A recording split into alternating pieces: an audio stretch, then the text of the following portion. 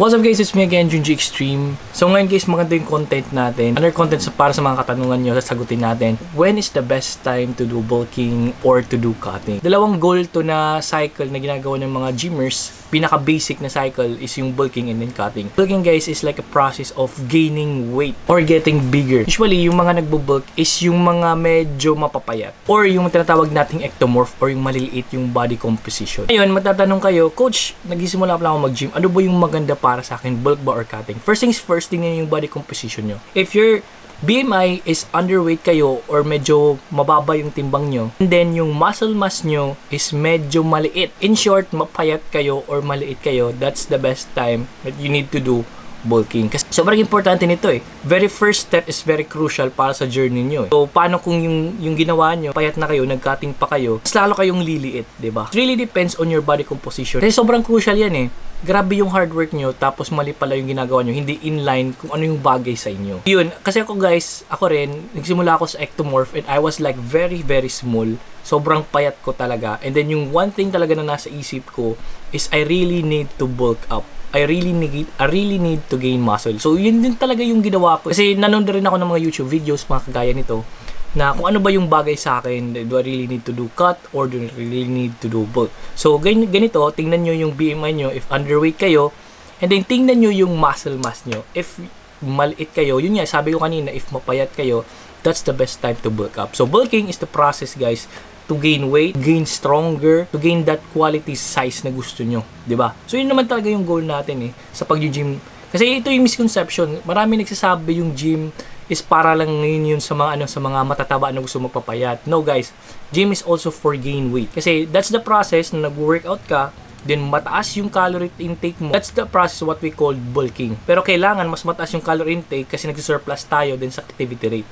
Kasi kung mas mababa yung calorie intake nyo sa activity rate, is magsusunog lang kayo ng muscle nun. Okay? Imbis na magbo-bulk up kayo, is you will feel flat and parang baliktad yung reverse yung nangyayari. Cautious tayo sa kinakain natin kasi lahat talaga, like 75% of it is dun pa rin sa kinakain natin. So, when is the best time to bulk and when is the best time to cut? Bulk up guys, tignan nyo yung muscle mass nyo, if maliit ba or hindi, or mapayat kayo, and then yung BMI nyo, if underweight ba kayo. Yun yung sign na kailangan nyo na mag-bulk up, okay? Maraming nag-workout talaga, like grabe yung workout, almost like everyday sila nag-workout and wala silang pakialam sa goal nila. Kailangan guys, if nag-workout kayo or nasa fitness journey kayo, meron kayong goal sa katawan nyo. And make sure na yung goal nyo yan sa katawan nyo or yung body goal nyo is bagay na bagay sa inyo and it really fits for you. Kasi if goal nyo talaga is maging shredded, then underweight na kayo and sobrang payat nyo pa, mas lalo kayong ninipis. Mas ninipis pa kayo nun. Okay? So ako, I recommend sa mga ectomorph dyan and then sa mga underweight and sa mga mapapayat, bulking. So once you do bulking, you will gain size, you will gain strength. Then once when you gain strength, magiging rin kayo dun ng muscle eh. And that's the best time. Pag mag-gain nyo na yan, that's the best time na mag-cutting na kayo. Switch tayo to cutting. So when is the best time to do cut? If you're doing bulking, kailangan meron kayong target weight. Target weight or sabihin natin target na bigat na kailangan yung buhatin, di ba? So sabihin natin yung weight nyo is 78 kilograms. Okay? So this time guys, if ma-reach yun ng 78 kilograms, pwede na kayong mag-cutting. Kailangan talaga, may plan talaga kayo. Like you need this like goal or clean goal para dun kayo magfo-focus. Hindi yung sobrang kalat lang. Ngayon gusto kong mag-bulking, pagka kinabukasan gusto kong mag-cutting, bulking na naman, cutting, ganun. So, ang nangyayari, imbis na ma-reach nyo yung goal, mas napapatagal nyo eh. Sayang yung hard work nyo eh. Mas maganda, mas malinis. So, when's the best time to cut? The best time to cut, yung body fat percentage nyo is 18% above. Sobrang taas na ng body fat percentage nyo. Kasi kayo rin lang yung mahihirapan eh. Pag sobrang taas na ng body fat nyo, once mag-cutting kayo, mahihirapan kayo dun. Sobrang taas na ng body fat nyo, nawawala na yung forma ng muscle. Kasi guys, ako rin, yan yung isang pagkakamali ko nung nag-isip na pala ako mag-workout.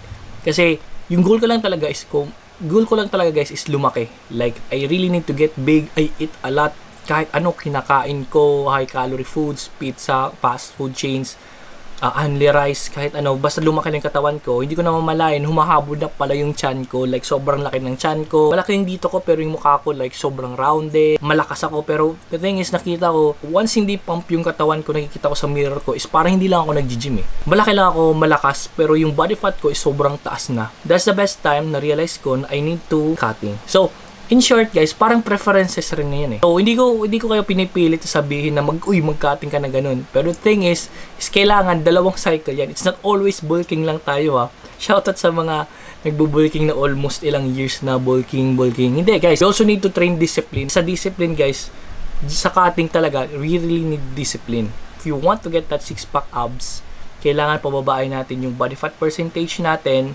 And that's the time na cutting yung gagawin natin. I'm not saying na lahat mag-cutting na tayo ngayon ha. Pero ngayon guys, tingnan nyo yung body fat percentage is sobrang taas na. If nasa 20% above mag-cutting na kayo, and you really need to shred down those fats para lumabas yung lean muscle. Sabi kayo, bakit kailangan pa mag-bulk? Hindi ba pwede kaagad cutting para makita yung 6-pack abs? Recommended yung bulking kasi kailangan rin natin ng quality size. Para once mag-cutting tayo, hindi tayo sobrang nipis and hindi tayo sobrang flat. Kailangan rin natin ng foundation.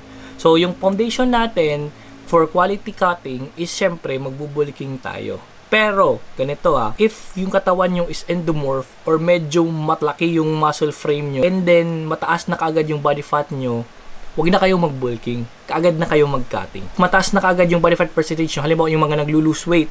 Coach, so it means kailangan pa namin mag-bulking kasi sabi nyo, kailangan mag-foundation muna before cutting. Hindi guys. Para yun sa mga medyo mapapayat and maliliit. Pero ngayon, if kayo medyo 20% body fat percentage, is kaagad na kayo mag-cutting, lose weight na kayo dun. Okay? So cycle yun. Ngayon, naglo-lose weight kayo, nagka-cutting kayo, nag-trim down. So ngayon, if mapababa nyo ng body fat percentage nyo, tas, like as in, wag rin masyado sobrang cutting kasi yung naging itsura nyo is parang may sakit kayo doon. Once na reach nyo na yung 6-pack abs, ganun, and then ilang months na kayo nagka-cutting, try nyo i-reverse na ulit, back to bulking. Then once you go bulking, gain na kayo ng quality size, back to cutting na naman kayo. So parang ganun lang, parang cycle lang yan, dalawang cycle lang yan.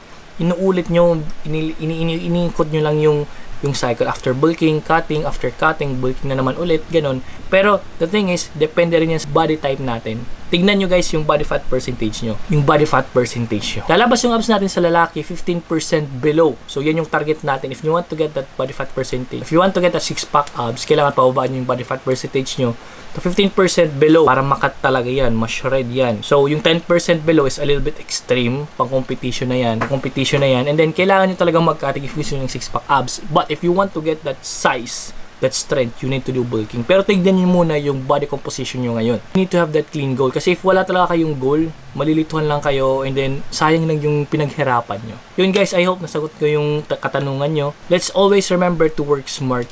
Okay? It's not always the hard workers yung palaging nasa taas or yung nagsasuccess. It's the people who works smart. Kailangan natin discipline and then consistency. So yun guys, thank you so much for watching.